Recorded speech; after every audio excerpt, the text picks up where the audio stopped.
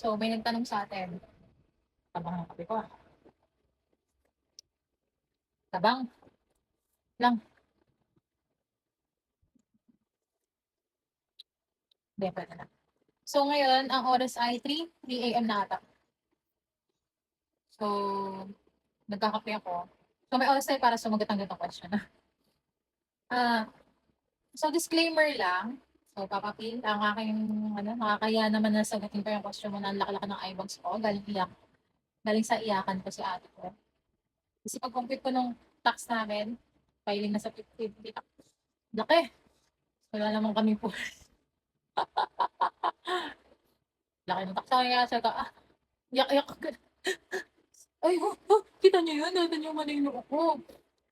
Kailangan ko na talagang mag-aral ng saksakan ng fillers dito eh. Kailangan ko matutunan to eh. Hindi naman namulubog. So anyways, ang arte ko.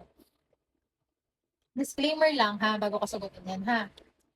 Yung question mo na yan, sasagutin yan sa point of view ng isang denden obra. Okay? Kasi pag ang tinanong mo ay master instructor, doctor instructor ng criminology, iba sagot niyan. May pagka-resemblance man, pero medyo may iba. Okay? Pag ang tinanong mo naman ay security officer or OIC ng security ng isang company, iba yung nasagot dyan. May resemblance ang konti sa sinasabi ko, pero may pagkakaiba. Sabi nga nila, we are living. Meron lang tayong kasabihan, diba? MJ, from MJ Aguilar. We are living in the same world, but we see different. Okay? Tama ba yun? Nakatira tayo sa isang mundo, pero iba-iba ang nakikita natin. So, ang question na yan ay sasagutin ko sa point of view ko based on my experience and based on what I know. Okay? What are the perks of being a certified security professional? Kasi it's also asked by me, by my other juniors and seniors sa crib. Kasi nakilala ko tapos ako niya. At saka konti lang kasi din ako kumuha. Yan. Kaya sa gusto nila tanungin. And the price ha, is pricing. Nung ano yon nung kinuha ko yan, pandemic pa yun. So medyo bumaba ang costing nun. Nasa ano, nasa so DW. Kumusta kasi yung sa mukha ko, ginagamit ko na ng lotion sa mukha. Hilig ako talaga sa moisturizer. Kasi pag nag-moisturizer ka, nakakatanggal ako lubot ng mukha. Anyways, dami ko commercial break, you know? Nakuha ko pa yung CSP na yan, 25K yan. Malinis pa, iba pa yung mga gastos-gastos sa bakla. So, mahal yan. Hindi ko na alam kung merong mura. Yung mga mumurahin mo kayo doon. Okay? Kasi sa mga ganyan, ang kinukuha natin, connections, network. Okay? So, if you're going to put yourself in a school, yung bigatin na, yung prominent, yung number one, yung nauna sila sa field na yun. Okay, tsaka maganda kayo ilagay sa resume, professional affiliation apps sa international, ganyan-ganyan. Because once you're, tapos sa ganun, you're big affiliated with international security groups, like that. Okay. So anyways, yung question na sasagutin ko ha, sa POV ko ha, kasi baka may mag-comment na naman sa akin, hindi ko yan, di wow. Ikaw ba tinanong? Di ba ako? Napansin kayo, no? Okay. Okay, may magtatanong, sasagot yan. Book author naman. According to her, ikaw ba tinanong? Di ba ako? Ako hindi tinanong eh. Ako sasagot. Baka may mag-apply mga ganun na naman yung president ng head ng security officer ng mga company na sa di mo malam kung anong company. Ikaw tinanong, di ba ako? Oh, pag ikaw tinanong, ikaw sumagot. Ulit ta.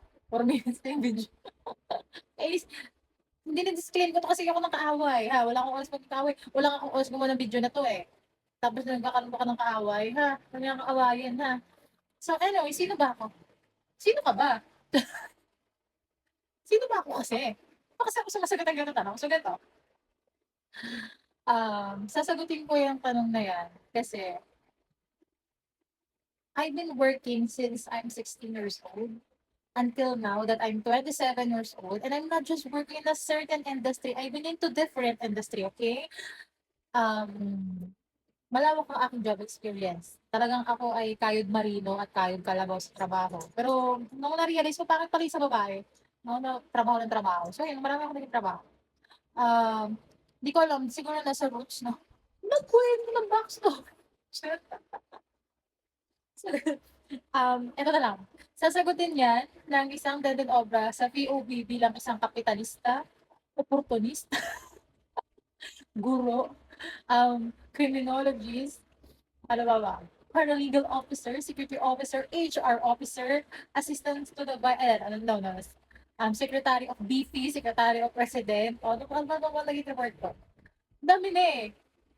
So, yun na, ito na. Unang-unang perks ng CSTI, being proud. Okay, being proud.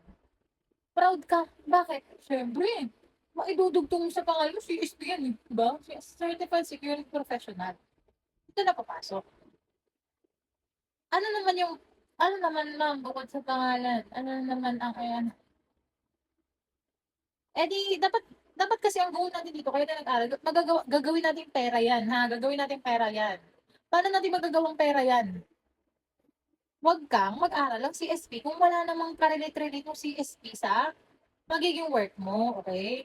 Kung plano mong maging criminology instructor, yan, mag-CSP ka. Kasi sa pagiging guro ng isang criminology, the more na marami kang papel, sabi nga ni Dean Frida, Ebanada, o di namin sa ano, sa, na, St. Jude, ang pagiging instructor ng criminology, papel-papel ang laban. So, the more na marami kang specialization, marami kang papeles, you're one of a kind. Like, ikaw yung shine sa industriyang iyan.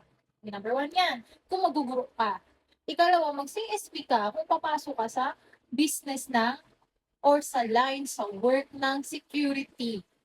Okay? Either security education or security professional. Okay? Kasi tinitira yan ng yung mga retired, mga police, para pwede sila magturo, pwede sila maging security consultant ng mga company, o kaya naman ayaw na nila mag-apply ng guard kasi gusto nila maging security officer agad o yung mas mga tataas na ano. Yan. Pero mula hindi naman dyan ang papasukin mo kung magpupulis ka, kung personal kung ano ang airport police, kung anong trip mo, walang akanin yan. Kasi gagastos ka lang eh. Diba? Eh, mas maganda pa rin ma'am na ano, okay, ganito yan eh. Dalawa kayo nag-apply kay police, dalawa kayong police. Yung isa naka-CSP, isa na wala. May sahod difference ba? Wala naman, di ba? So, ang point ko dito, practical tayo. Practical tayo. Ano ba? Kulit mo. So, dapat practical. Dapat, hindi mo naman magagamit. Huwag ka na mag-drone, sayang. Okay? Okay ka na doon, ha? Ganito nga. Yun ang advantage. Okay? Yun ang nakikita kong advantage dyan. Proud ka, tapos mag-excel ka dun sa field na pinasok mo. Kung either sa pagtuturo ka o sa security field. Yan lang. Okay? And siguro third one yung network. Lalawak yung kaibigan mo, lalawak yung mga kakilala mo sa field niyan. Ganon. Pag nag-aaral ka, i-goal mo na maging friends mo lahat yan, ha? Kasi nga, hindi na, nag-aral ka dyan hindi lang para magkaroon ka ng papel. Nag-aral ka dyan para din makakunik ka sa kanila. Okay, maging friends mo sila. Makuha mo rin yung friends of friends of friends of friends nila. That's network. That's more than a money and education could give. A network, a series of friends that is already in the field that doing their best. Okay? Alright. Yun lang. Perks lang. Yun na naman nakikita kong perks. Kasi kung ako tatanungin mo bilang isang, ano, isang dandetobra, kung ano, ako may-ari ng kumpanya, na-apply ka ng security guard sa akin. Security guard. Mahirap kasi ako magsalita kasi baka may matamaan ako. Pero anyway, na natin yung susunod na ano ha. Yeah.